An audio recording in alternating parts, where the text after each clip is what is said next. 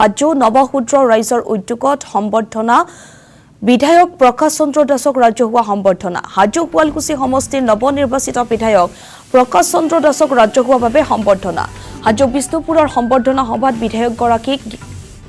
সম্বৰ্ধনা জ্ঞাপন কৰা হয় হাজোৰ কেইবাটাও সামাজিক প্ৰতিষ্ঠানেও জনায় সম্বৰ্ধনা সভাত উপস্থিত থকা সহস্ৰাধিক লোকে উষ্ম আদৰণি জনায় বিধায়কগৰাকীক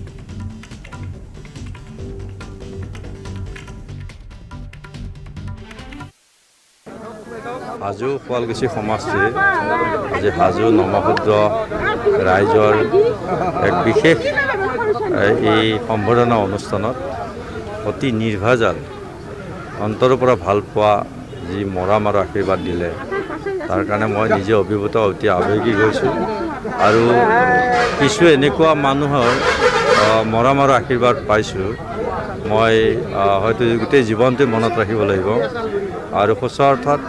এই নৱশূদ্ৰ ৰাইজে যথেষ্ট উৎফুল্লিত হৈছে আনন্দিত হৈছে মোক তেনেকৈ বিধায়ক হিচাপে পায় আৰু মই সেইকাৰণে হাজোৰ শুৱালকুছি সমষ্টিৰ ৰাইজৰ উন্নয়নৰ ক্ষেত্ৰত সৰ্বাংগীনভাৱে উন্নয়ন কৰাৰ ক্ষেত্ৰত মই জীৱনৰ সৰ্বস্ব দি মই ৰাইজক সেৱা কৰি যাম আৰু ইয়াত আজি হাজোৰ নৱশূদ্ৰ যি ক্ষুদ্ৰ মাছ ব্যৱসায়ী সন্থা আছে শ্মশান কমিটিও আজি ইয়াত আশীৰ্বাদ দিছে গতিকে এইটো মোৰ জীৱনৰ কাৰণে এটা ডাঙৰ সৌভাগ্য মই এই ক্ষেত্ৰত নিশ্চিতভাৱে ৰাইজক বহুত মোৰ অভিনন্দন জনাইছোঁ কৃতজ্ঞতা জনাইছোঁ যে নিভাজ মৰম দি মোক ৰাজনৈতিক জীৱনত আগুৱাই যোৱাৰ কাৰণে যি সাহস আৰু প্ৰেৰণা দিছে তাৰ কাৰণে মই সদায় চিৰকৃতজ্ঞ হৈ ৰ'ম ইতিমধ্যে মাননীয় মুখ্যমন্ত্ৰী মহোদয়ে বিভাগীয়ভাৱে নিৰ্দেশনা দিছে